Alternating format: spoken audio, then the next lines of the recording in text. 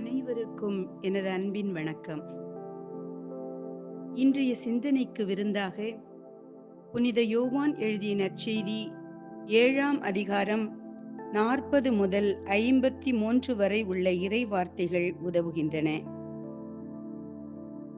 அன்று திருவிழா கூட்டம்.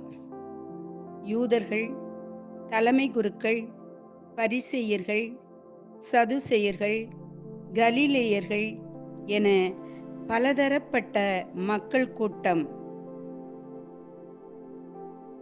அவர்கள் அனைவராலும் பேசப்பட்ட ஒருவர்தான் இயேசு. அவரவர் அனுபவம் கொண்டு இயேசுவை இறைவாக்கினருள் ஒருவர் என்றும், மெசியா என்றும், எதிர்பார்க்கப்பட்டவர் வந்திருக்கிறார் என்றும், கலிலேயாவிலிருந்தா மீட்பர் வருவார் என்றும் பலவாறு பேசுகின்றனர். இன்று இயேசு எனக்கு யாராக தென்படுகிறார்? தந்தையாகவா, தாயாகவா, சகோதர சகோதரியாகவா, ஆலோசகராகவா, வழிகாட்டியாகவா, தலைவராகவா, எல்லாம் வல்லவராகவா, அனைத்திற்கும் ஆதி காரணமாகவா? சற்றே சிந்திப்போம். நாமும் இயேசுவை பின்பற்றி இயேசுவைப் போல இயேசுவின் பிம்பமாக புனிதியாக வாழ வேண்டும் என்ற சிந்தனைகளோடு துறவறத்தில் அடியெடுத்து வைத்திருக்கிறோம்.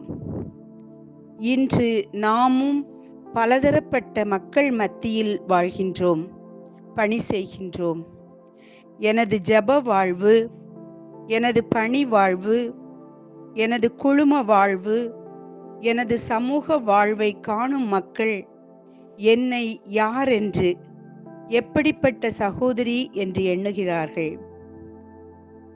எனது வாழ்வும் பணியும் இயேசுவுக்கு சான்று பகர்கின்றதா? துறவறத்தில் அடியெடுத்து வைக்கும்போது இருந்த மனநிலை இப்போது எனக்குள் இருக்கின்றதா? பணி செய்கின்றேனா? பணிவிடை பெறுகின்றேனா? என் கடன் பணி செய்து வாழ்வதே. இயேசு சென்ற இடமெல்லாம் நன்மை செய்து கொண்டே சென்றார். நம் மூத்த சகோதரிகள் ஜெபம், தவம், ஒருத்தல், தியாகம் இவற்றிற்கு முன்னோடியாக இருந்தனர், கற்றுத்தந்தனர். நம் வாழ்வில் இவை எந்த நிலையில் செயல்படுகின்றன?